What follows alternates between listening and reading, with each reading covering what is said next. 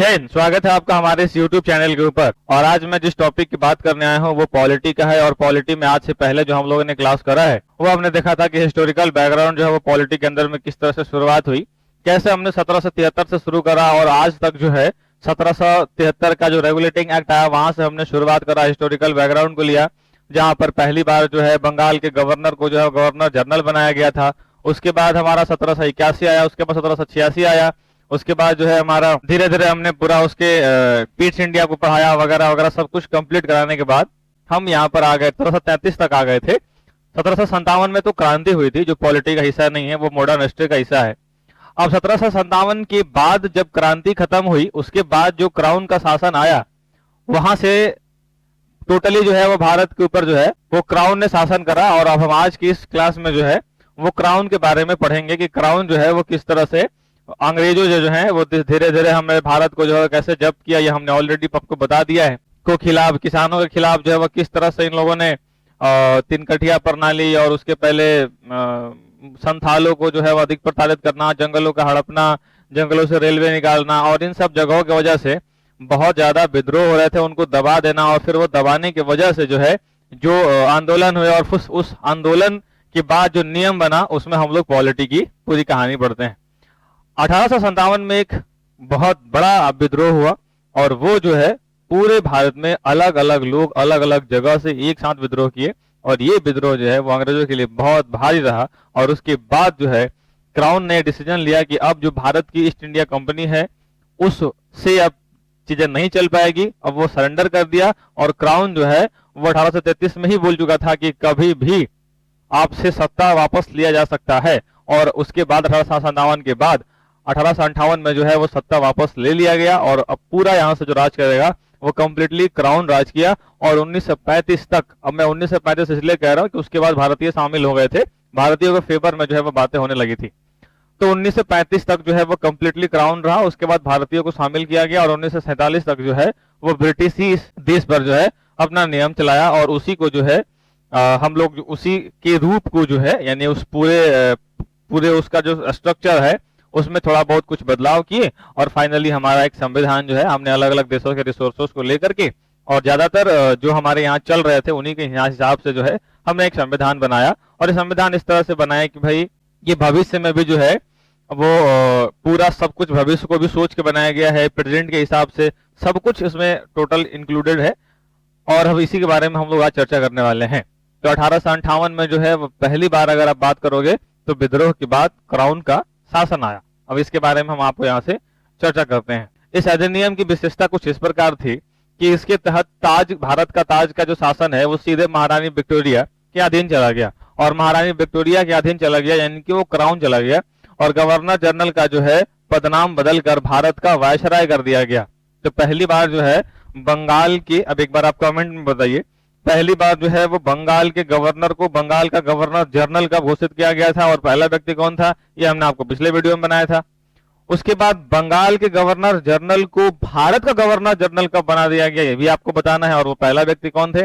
और यहाँ पर जो है भारत के गवर्नर जनरल को जो है वो वायसराय कब बना दिया गया, तो 1858 के अंदर में। तो पहली बार अगर किसी वायसराय की बात किया जाएगा वो 1858 में हुआ और पहली बार जो है वो वायसराय जो है वो कर दिया गया।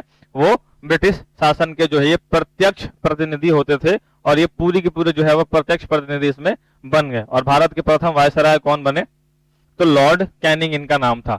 लॉर्ड कैनिंग जो थे वो भारत के प्रथम वायसराय बने जो कि 1858 के जो है अधिनियम के बाद बना था। इस अधिनियम ने नियंत्रण बोर्ड और निर्देशक बोर्ड को जो है वो समाप्त करके शासन की द्वैत प्रणाली को जो समाप्त कर दिया गया।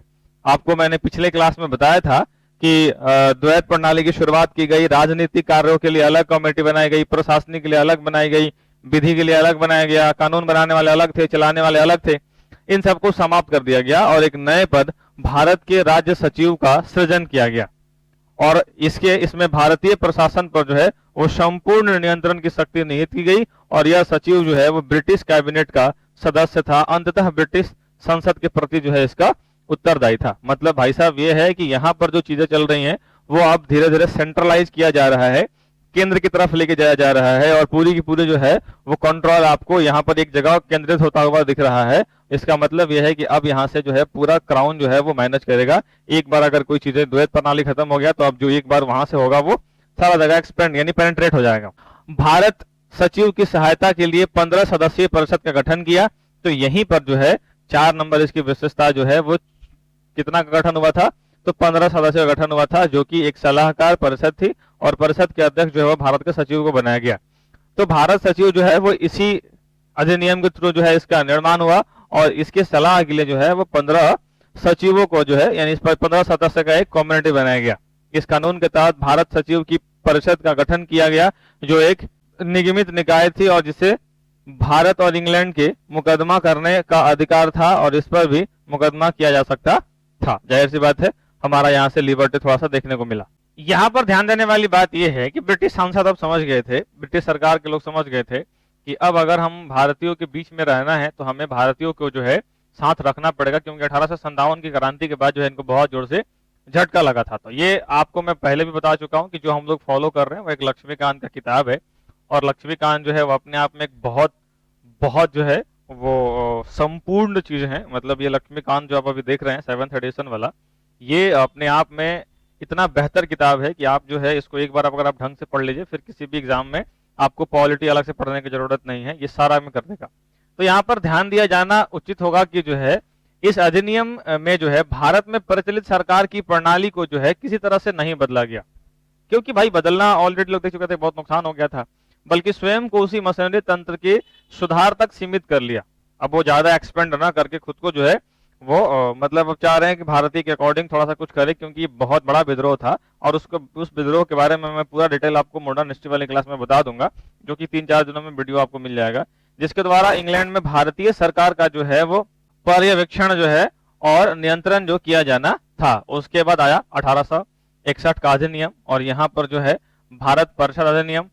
1857 की महान क्रांति के बाद ब्रिटिश सरकार ने महसूस किया कि भारत में अगर शासन करना है तो भारतीयों का सहयोग लेना आवश्यक है, क्योंकि इतना बड़ा विद्रोह को झेलने की शक्ति जो है वो दोबारा इन लोगों में नहीं थी। बहुत मुश्किल से इसको दबा दिया गया और ये शायद इसलिए दब गया क्योंकि ये अभी भी जो ये क्रांति थी वो अलग अलग जगह पर हुई थी और एक साथ हो गई थी। अगर ये कहीं आपस में जो है और ये अगर थोड़ा और ज्यादा इन लोग में कोलैबोरेट होता तो और ज्यादा ही खतरनाक हो सकता था, यानी कि बहुत खतरनाक विद्रोह था। और इस जो है इस सहयोग नीति के तहत जो है ब्रिटिश सांसद ने 1861, 1892 और 1919 के जो है 3 नए अधिनियम पारित किए और 1861 का जो है भारत परिषद अधिनियम भारतीय संवैधानिक और राजनीतिक इतिहास में एक महत्वपूर्ण अधिनियम था। इसमें बहुत ही सोच समझ की चीजें बनाई गई कि भाई भारतीयों को साथ लेके आना है, भारतीयों को अपने सरकारों में शामिल करना है, उनके अकॉर्डिंग करना है, धर्म का प्रचार जो है वो उनके विरुद्ध जाके नहीं करना है। ये सारा कुछ इन्हें बात में समझ में आ गई।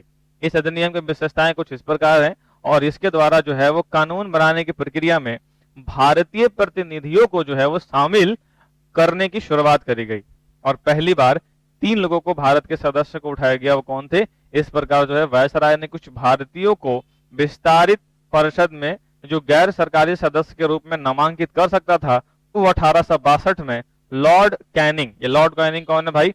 तो पहली बार भारत का वायसराय बनने वाला ये लॉर्ड कैनिंग है।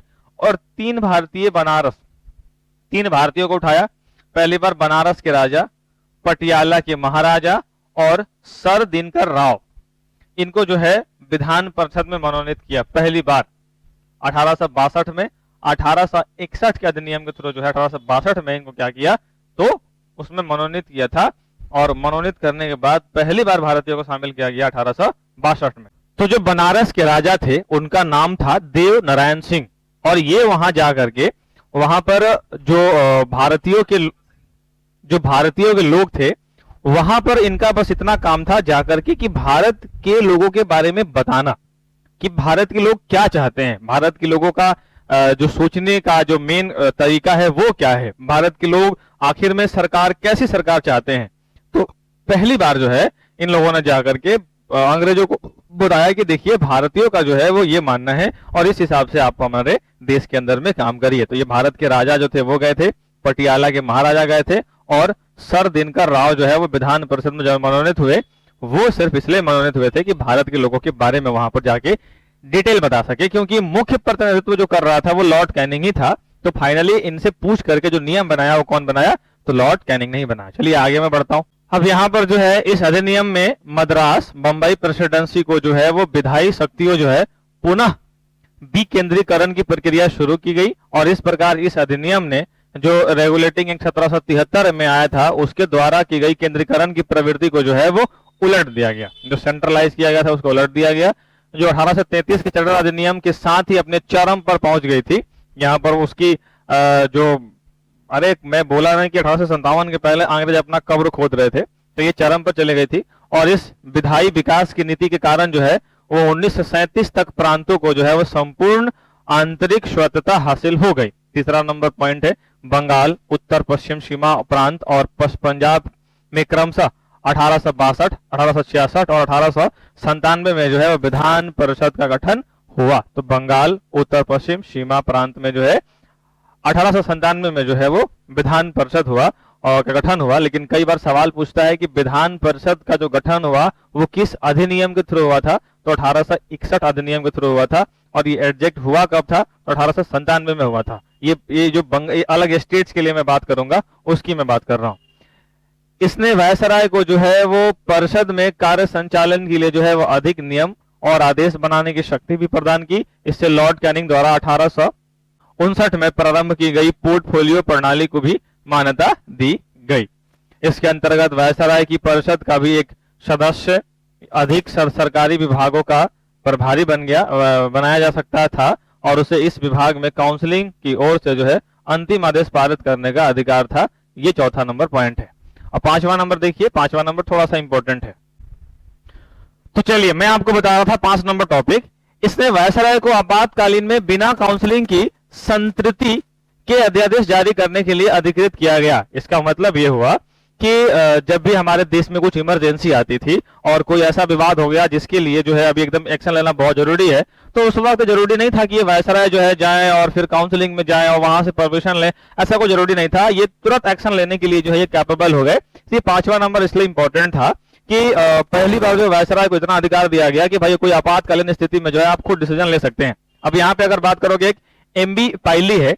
अब ये जो है एमबी पाइली एक बहुत बड़े रिसर्चर थे जो कि कई सारे संवैधानिक इतिहास में इनका बहुत बड़ा भूमिका है, और इन्होंने जो है वो कंपनी के ऊपर भी बहुत सारे रिसर्च करके और भारत के बारे में इन्होंने बहुत सारा चीजें लिखा है। तो ये इनके बारे में थोड़ा सा एक बार ध्यान रखिएगा कि भाई एमबी पाइली जो है वो बहुत हमारे इंपॉर्टेंट व्यक्ति थे, संविधान को लेकर के काफी इन्होंने रिसर्च करके कई सारे किताब इन्होंने लिखा है। अब हम अगला की बात कर रहे हैं, जैसे 1892 का जो है भारत परिषद अधिनियम की अगर बात करोगे तो इस अधिनियम की कुछ विशेषताएं इस प्रकार थी 1892 की, जो है इसके माध्यम से केंद्रीय और प्रांतीय विधान परिषद में अतिरिक्त गैर सरकारी सदस्यों की जो है वो संख्या बढ़ा करके और बढ़ा दी गई। हालांकि बहुमत सदस्य जो है वो किसका होता था, तो जाहिर सी बात है सरकारी का ही होता था। मतलब कि यहाँ पर गैर सरकारी सदस्यों का मतलब ये हो गया कि 1892 में जो है वो भारतीय लोगों का जो है संख्या बढ़ा दिया गया, संख्या बढ़ाया गया ताकि फिर से दोबारा कोई मतलब मॉडर्न हिस्ट्री के हिसाब से देखे तो फिर से कोई आंदोलन ना हो जाए, इस डर से। और यहाँ पर जो है 1892 के अंदर अगर आप बात करोगे तो गैर सरकारियों की बढ़ाई तो गई सदस्यता, लेकिन मेन जो काम करते थे वो गैर सरकारी के नहीं थे, वो सरकारी ही करते थे। मतलब ये हो गया कि सरकारी के ही हाथ में था, यानी ब्रिटिश के हाथ में था, लेकिन संख्या यहाँ पर बढ़ा दी गई। इसने विधान परिषद को कार्य में वृद्धि करने, बजट पर बहस करने और कार्यपालिका के प्रश्नों का उत्तर देने के लिए जो है वो अधिकृत किया गया। सरकारों के अंदर यानी भारतीयों का संख्या जो बढ़ाया गया था, यही उस वक्त की बहुत बड़ी उपलब्धि थी। इसमें केंद्रीय विधान परिषद और बंगाल चेंबर ऑफ कॉमर्स, अगर आपको ध्यान नहीं होगा तो लिख लीजिएगा, बंगाल चेंबर ऑफ कॉमर्स जो था वो 1833 के अंदर जो है वो ब्रिटिश ने इसको बनवाया था, और इसके थ्रू जो है यानी कि बंगाल चेंबर ऑफ कॉमर्स 1833 के थ्रू इसको बनाया गया था, 33 में बनाया गया था। और बंगाल और चेंबर ऑफ कॉमर्स में गैर सरकारी सदस्य के लिए जो है नामांकन के लिए वायसराय की शक्ति का प्रावधान था, यानी अगर इनमें गैर सरकारी जाना चाहते हैं तो उसके लिए भारत के वायसराय जो था उसके पास था। इसके अलावा प्रांतीय विधान परिषदों में गवर्नर को जिला परिषद, नगर पालिका, विश्वविद्यालय, व्यापार संघ, जमींदार, चेम्स ऑफ कॉमर्स की सिफारिश पर गैर सरकारी सदस्यों को नियुक्त करने की शक्ति थी। यानी कि ये चेम्स ऑफ कॉमर्स जिसकी मैं बात कर रहा हूं 1833 में अंग्रेजों के द्वारा बनाया गया था, इन सभी के ऊपर में जिला परिषद, नगर पालिका, विश्वविद्यालय, व्यापार संघ और जमींदारों के जो है इन्हीं के सिफारिश पर सदस्य नियुक्त करने की जो अनुमति थी वो यहीं पर होती थी। इस अधिनियम ने केंद्रीय और प्रांतीय विधान परिषद जो है वो दोनों में गैर सरकारी सदस्य की नियुक्ति के लिए एक समिति और परोक्ष रूप से चुनाव का प्रावधान किया। ये बहुत इंपॉर्टेंट टॉपिक है, इनके बारे में आपको ध्यान रखना है। बंगाल चेंबर ऑफ कॉमर्स के बारे में, हालांकि चुनाव शब्द का जो है प्रयोग नहीं हुआ था, यानी कि यहाँ पर चुनाव शब्द का प्रयोग नहीं हुआ था। मैं अगला स्लाइड में बताऊंगा कि चुनाव शब्द का प्रयोग नहीं हुआ था तो उसके जगह पर क्या हुआ था। तो पहली बार चुनाव शब्द, यानी पहली बार ध्यान रखिएगा कि इस अधिनियम में चुनाव डायरेक्ट नहीं हुआ था, इनमें निकाय हुआ था। मैं बता रहा हूं आगे, निश्चित निकायों की सिफारिश की जाने की नामांकन, यानी निकाय होती थी। अब निकाय भी चुनना ही होता था, लेकिन चुनाव शब्द का प्रयोग नहीं हुआ था। 1919 के भारत परिषद अधिनियम की अगर मैं बात करूंगा तो इसको मार्लो मिंटो सुधार कहा जाता है। मार्लो मिंटो सुधार क्यों होता था? क्योंकि अभी अभी मैंने आपको बताया कि भारत का सचिव का जो न्याय सृजन हुआ था, और भारत का सचिव जो है वो 1858 में हुआ था, और वायसराय जो बने थे, इन दोनों के बीच में जो है, यानी कि इस वक्त इनको क्यों रखा गया, क्योंकि यहां पर जो है उस समय मार्ले इंग्लैंड में भारत और राज्य सचिव थे, तो ये लॉर्ड मिंटो भारत के वायसराय थे। यानी कि जो मार्ले थे वो भारत के सचिव थे और लॉर्ड मिंटो जो है वो वायसराय थे, तो इसलिए इनका नाम रख दिया गया मार्लो मिंटो सुधार। ये 1909 की बात है, 1909 भारत परिषद अधिनियम की बात किया जाए। इस अधिनियम की विशेषताएं कुछ इस प्रकार थी। इसे केंद्रीय और प्रांतीय विधान परिषदों में आकार में काफी वृद्धि की गई, जाहिर सी बात है, थोड़ा सा इसको एक्सपेंड किया गया। और जो सबसे बड़ी बात है वो केंद्रीय परिषद में जो है इसकी संख्या 16 से बढ़ा करके 60 कर दी गई है। तो अगर आपसे कोई पूछ दे कि मार्लो मिंटो सुधार में क्या किया गया था, तो 60 सदस्य, 16 से कितना कर दिया गया था, 60 किया गया था। और प्रांतीय विधान परिषद में इनकी संख्या जो है एक समान लेकिन नहीं बनाई गई थी। इसने केंद्रीय परिषद में जो है सरकारी बहुमत को बनाए रखा, लेकिन प्रांतीय परिषद में जो है वो गैर सदस्यों के बहुत बहुमत की अनुमति थी। दूसरा नंबर में है कि इसने केंद्रीय परिषद में जो है सरकारी बहुमत को बनाए रखा, लेकिन प्रांतीय परिषद में जो है वो गैर सरकारी के बहुमत की अनुमति होती थी, यानी भारतीय की अनुमति जो जरूरी थी उसमें। इसमें केंद्रीय विधान परिषद और बंगाल चेंबर्स ऑफ कॉमर्स में गैर सरकारी सदस्य के नामांकन के लिए जो है वायसराय की शक्तियों का प्रावधान था। यानी कि अगर केंद्रीय विधान परिषद की बात करोगे तो बंगाल के जो चेंबर्स ऑफ कॉमर्स के जो गैर सरकारी सदस्य होते थे, मतलब भारतीय सदस्य होते थे, इनकी नियुक्ति का प्रावधान किसके पास था? तो भारत के वायसराय के पास था। प्रांतीय विधान परिषद में गवर्नर को जिला परिषद, नगर पालिका, विश्वविद्यालय, व्यापार संघ, जमींदार और चेंबर्स ऑफ कॉमर्स की सिफारिश पर जो है वो गैर सरकारी सदस्यों की अनुमति की गई है। ये थोड़ा सा एक बार रिपीटेड हो गया है, तो ये वही बात है, कुछ अंतर नहीं है दोनों में, बस दोबारा लिखा गया है। अब यहाँ पर आगे देखो, मैं थोड़ा सा जो यहाँ पर आपके सामने कुछ बात करना चाहता हूँ कि इसको तो मैंने बता दिया कि 16 से 60 कर दिया गया था। अब हमारा जो है ये रिपीटेड है, थोड़ा सा आगे इसको बढ़ा जाए। अब हमारा आया भारत शासन अधिनियम जो है वो 1919 आया, और 20 अगस्त 1917 को जो है ब्रिटिश सरकार ने पहली बार घोषित किया कि इसका उद्देश्य जो है वो भारत में क्रमिक रूप से उत्तरदायी सरकार की सिफारिश करना था। अब ये क्रमिक रूप का मतलब क्या हो गया? तो क्रमिक रूप का मतलब हो गया कि भारतीयों को जो है पहले सरकार, जो ब्रिटिश सरकार थी, वो एक बार शासन देना चाहती थी और उसके बाद निर्धारित करना चाहते थे कि ये लोग सही से चला पा रहे हैं कि नहीं। तो पहले सरकार जो है, ब्रिटिश सरकार जो है, पहले इन लोगों को अनुमति नहीं दे करके और वो क्रमिक रूप से इनको सौंपता था कि भाई ये लो, इतना दिन इस पर चलाओ, इसको एक पैटर्न में देना। हालांकि इसका विरोध नहीं किया जा सकता, ये ठीक था अपने आप में। तो इसका उद्देश्य जो है वो भारत में क्रमिक रूप से जो है उत्तरदायी सरकार की स्थापना करना, और क्रमिक रूप से जो है 1919 में भारतीय शासन अधिनियम बनाया गया और जो कि 1921 में लागू किया गया था। इसी कानून को जो है मॉन्टेगू चेम्सफोर्ड सुधार भी कहा जाता है, क्योंकि उस वक्त जो है वो मॉन्टेगू भारत के राज्य सचिव थे और चेम्सफोर्ड जो है भारत के वायसराय थे। तो 1919 को जो है मॉन्टेगू चेम्सफोर्ड और मार्ले मिंटो सुधार 1909 को कहा जाता है। इसमें पहली बार घोषित किया गया क्या कि भारत को क्रमिक रूप से जो है वो देना, यानी कि एक पैटर्न में कि भाई लो तुम शासन चलाओ, संभालो। इस अधिनियम की विशेषता कुछ इस प्रकार थी। इस अधिनियम में प्रशासन के सभी विषयों को 2 श्रेणी, केंद्रीय विषय और प्रांतीय विषय में वर्गीकृत करने का प्रावधान किया गया, और यह वर्गीकृत जो है यह अधिनियम के तहत जो है वो न्यायगमन नियमों द्वारा किया गया, और इस नियमों ने केंद्र से प्रांतों की सत्ता से हस्तांतरण करने का जो है वो आसान बना दिया। और अधिनियम ने प्रांतों पर केंद्रीय नियंत्रण को शिथिल कर दिया और केंद्रीय विधान परिषदों को जो है अपनी सूची के विषय पर विधान बनाने का जो है वो अधिकार प्रदान किया गया, लेकिन सरकार का ढांचा केंद्रीय और एकात्मकता जो है वो बना ही रहा। इसके बाद हमारा अगला हो गया। तो 4 नंबर में जो है यहाँ पर हमें एक बहुत इंपॉर्टेंट टॉपिक है, ये जानना जरूरी है। जैसे इस अधिनियम के अंतर्गत जो है वो पहली बार भारत के वायसराय को जो है यानी कि गवर्नर के कार्य परिषद के साथ एसोसिएशन बनाने का प्रावधान किया गया और सत्येंद्र प्रसन्न सिन्हा जो है वायसराय की कार्यपालिका परिषद के प्रथम भारतीय सदस्य बने।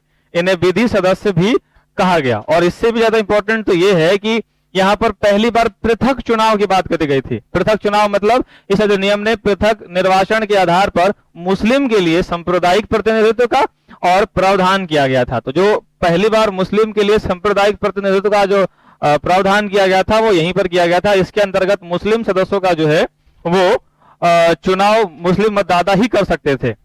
और इस प्रकार अधिनियम ने सांप्रदायिकता को वैधानिकता प्रदान की और लॉर्ड मिंटो को सांप्रदायिक निर्वाचन के जनक के रूप में भी जाना जाता है, क्योंकि इन लोगों का मेन पर्पस था कि दोनों को अलग किया जाए। इसने presidency corporation chamber of commerce, जिसके बारे में मैंने अभी बताया कि 1833 में बनाया गया था, और विश्वविद्यालय और जमींदारों के लिए जो है अलग प्रतिनिधित्व का प्रावधान भी किया गया।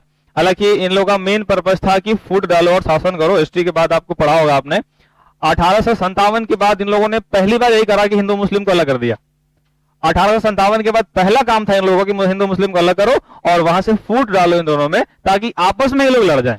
और उसके बाद जो है यहाँ पर भारत शासन अधिनियम 1919 आया और ये हमारा भारत का जो है वो काफी असंतोषजनक अधिनियम रहा, क्योंकि इनके अंदर जो है 19 अगस्त 1917 को जो है ब्रिटिश सरकार ने पहली बार घोषित किया कि यहाँ पर जो है उद्देशिका भारत के क्रमिक रूप में उत्तरदायी जो होंगे वो इस अधिनियम में पहली बार घोषित किया गया कि इस अधिनियम में प्रशासन के सभी विषय को जो है वो 2 श्रेणी यानी केंद्रीय विषय के लिए जो है ये प्रांतीय विषय में वर्गीकृत करने का प्रावधान किया गया और वर्गीकरण जो है वो न्यायगमन विषय यानी द्वारा पर किया गया था। और इन विषयों जो है इन नियमों ने केंद्र से प्रांतों को सत्ता हस्तांतरण करने के लिए आसान बना दिया और इस तरह जो है अधिनियम ने प्रांतों पर केंद्रीय नियंत्रण को शिथिल कर दिया और केंद्रीय और जो है प्रांतीय विधान परिषद अपनी सूचियों के विषय पर विधान बनाने का अधिकार प्राप्त किया। लेकिन सरकार का ढांचा जो है वो एकात्मक ही रहा।